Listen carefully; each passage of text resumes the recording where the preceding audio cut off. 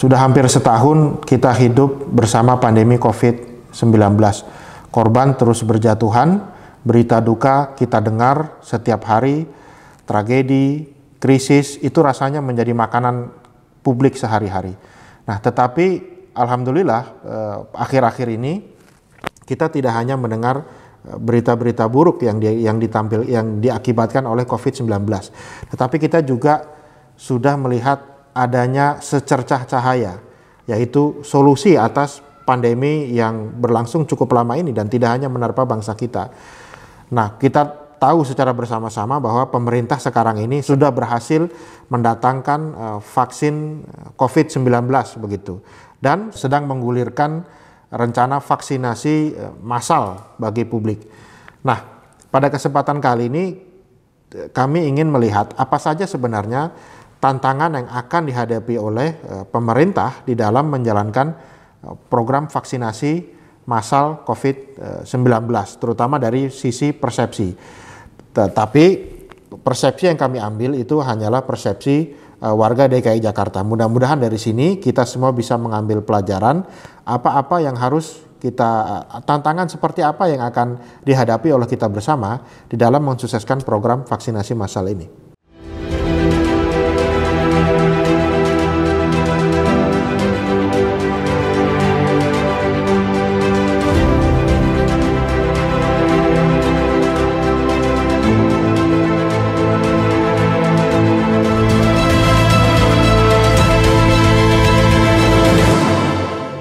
Nah, dari sumber Kementerian Kesehatan kita sama-sama tahu bahwa pemerintah menetapkan setidaknya ada 2 gelombang tahapan vaksinasi COVID-19 ini. Gelombang pertama seperti Anda lihat pada gambar itu akan berlangsung pada bulan Januari sampai April 2021.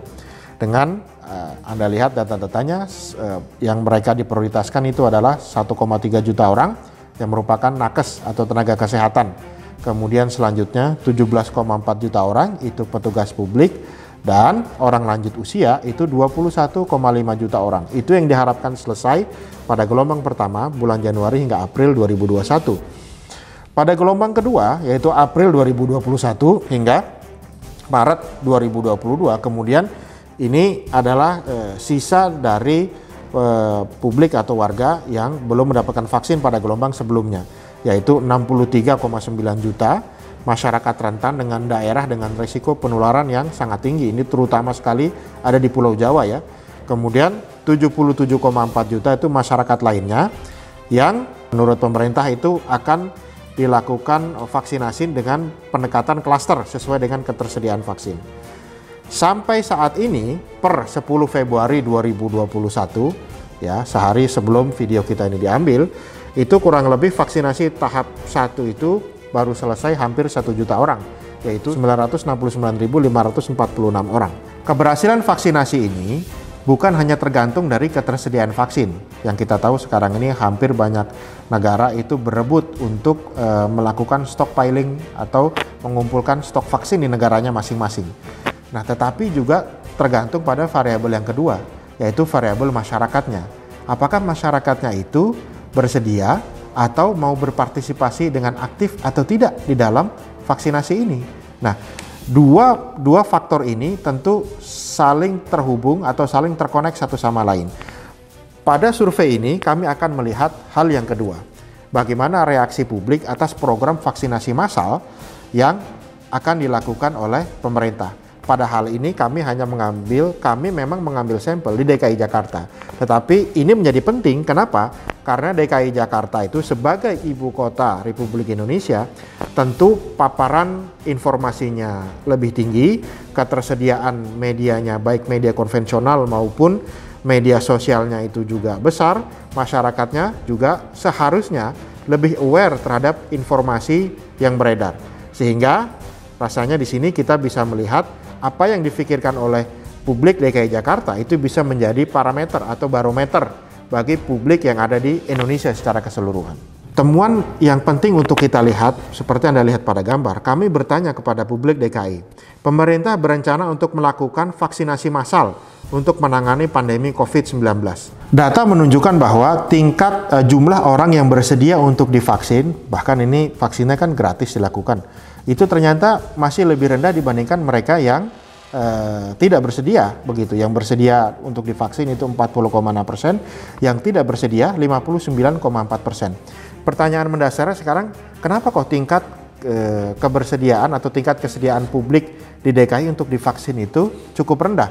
Coba kita mencoba elaborasi dengan pertanyaan-pertanyaan selanjutnya. Jawaban pertama dari mengapa tingkat kesediaan publik DKI untuk divaksinasi itu lebih rendah daripada seharusnya, bisa kita lihat dari data berikut ini. Yang pertama, ini mungkin agak unik karena ini tidak ada hubungannya sama sekali dengan isu kesehatan. Yang bisa kita lihat ternyata dari DKI Jakarta itu ada problem persepsi yang ada di kepala publik yang sebenarnya itu merupakan kelanjutan dari pembelahan politik atau kontestasi politik 2019 lalu yang dikenal misalnya dengan nama kita tahu bersama-sama cebong versus kampret misalnya. Jadi situasi ini itu juga mempengaruhi bagaimana cara publik menerima atau menolak vaksin COVID-19 yang tidak ada hubungannya sama sekali dengan isu kesehatan. Ini murni isu politik saja. Saya ambil contoh misalnya begini. Dari data yang kita tanyakan, ini Anda bisa lihat datanya di layar Anda. Kita tahu bersama-sama pada saat pemerintah ingin menggulirkan program vaksinasi massal ini pertama kali, Pak Jokowi selaku presiden itu menunjukkan kepada publik rakyat Indonesia dialah yang pertama kali disuntik begitu. Pada saat kami bertanya, Anda percaya atau tidak dengan keaslian vaksin yang dilakukan oleh presiden? Nah, karena kita melihat pasca presiden disuntik itu perdebatan di media sosial begitu cukup ramai. Ada orang yang menyatakan bahwa vaksin yang disuntikan ke presiden itu tidak asli begitu. Memang ini tuduhan yang mungkin agak mengada-ada, tetapi persepsi publik ternyata jumlah publik yang percaya akan keaslian vaksin yang dilakukan oleh presiden itu belum dominan. Yang percaya itu hanya 58,5%, artinya tidak di angka 80%, tidak di angka 90%, jadi di bawah 60%. Publik DKI Jakarta yang yakin bahwa vaksin yang disuntikan ke Pak Jokowi itu adalah vaksin yang asli. Yang tidak percaya itu 20% dan yang tidak mau jawab itu 21,5%. Nah, kalau kita belah lagi datanya begitu ya, kita lihat mengapa kita menemukan data bahwa ini merupakan persepsi yang salah, ini merupakan kelanjutan dari pembelahan politik.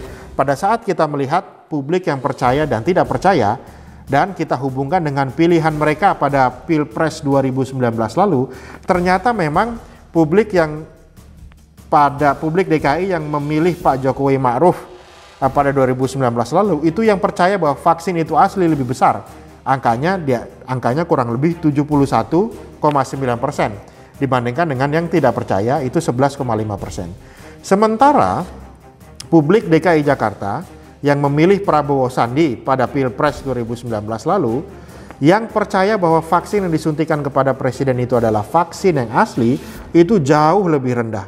Angkanya hanya 43,8% dibandingkan dengan yang tidak percaya 32,5%. Jadi hampir separuhnya dari pemilih Jokowi Ma'ruf. Ini adalah problem pertama yang harus diselesaikan oleh kita bersama apabila kita ingin melihat program vaksinasi ini berhasil.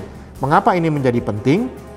Kalau kita tarik lebih jauh lagi, data ini sebenarnya mirip dengan yang terjadi di Amerika Serikat, bahkan di negara yang paling maju sekalipun.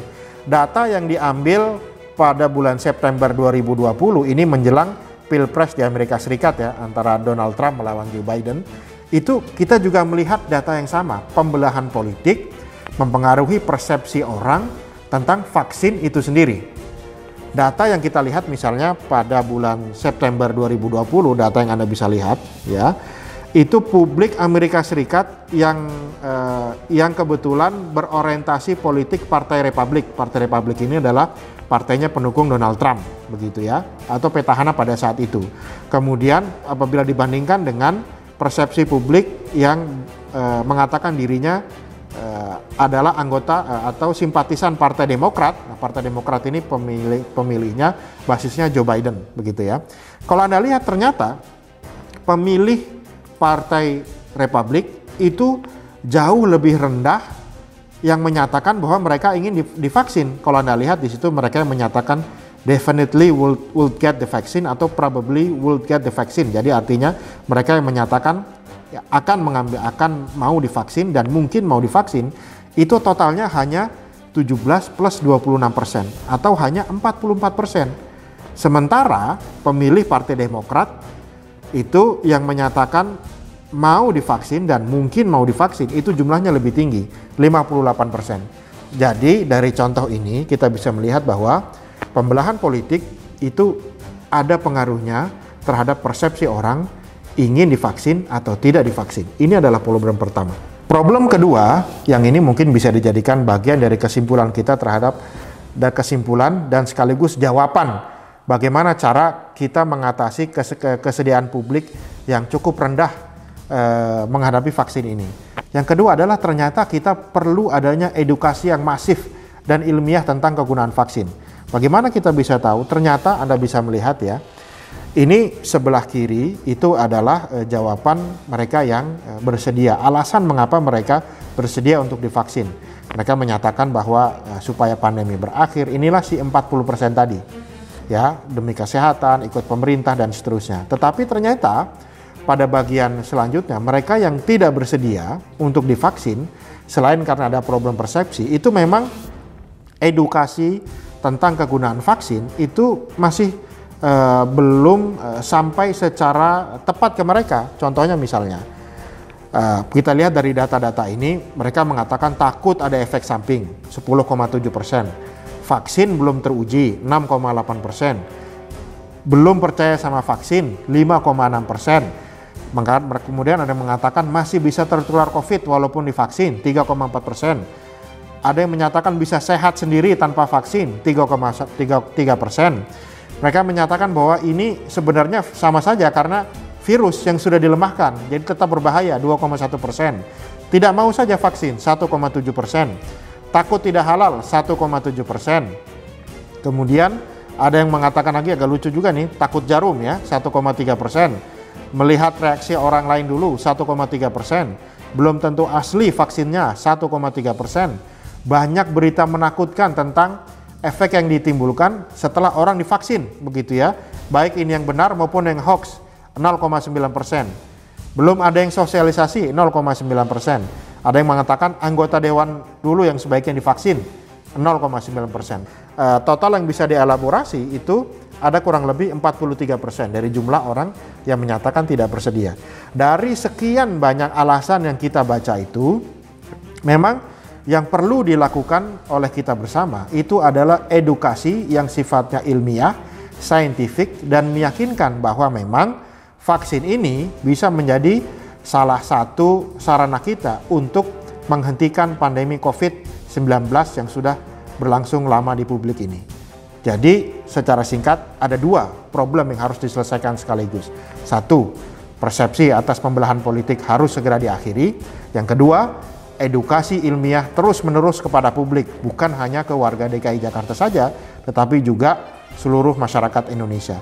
Apabila itu bisa dilakukan, mudah-mudahan partisipasi publik meningkat, vaksin berhasil, pandemi COVID-19 segera berakhir.